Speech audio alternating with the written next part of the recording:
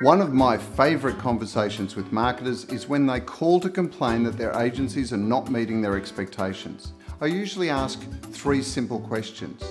First, had they articulated their expectations to the agency?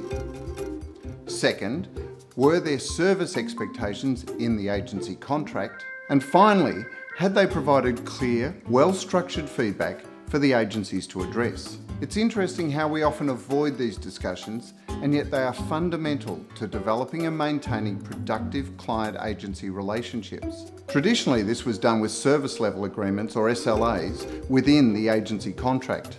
But there are 2 problems with SLAs. First, once the contract's signed, it's often filed and never looked at again.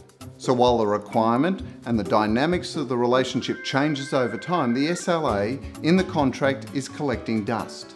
Second, SLAs usually are one-dimensional and have no context for an interactive relationship like the client-agency relationship. That is, it's usually all about the agency and nothing about the marketer behaviour that can impact on the performance of the relationship.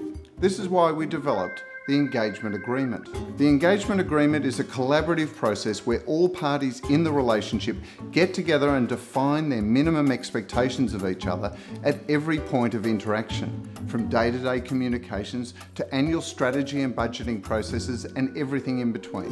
The output of the process is a document owned by the various participants to the process to be used as a guide on how to work together. It can be a staff orientation document for those joining the relationship on both sides, and a map to get the process and relationship back on track if it ever comes off the rails. Rather than collecting dust, it documents the relationship and can evolve and change to meet the changing needs without requiring a change to the contract.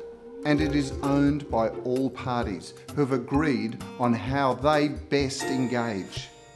That's why we call them engagement agreements.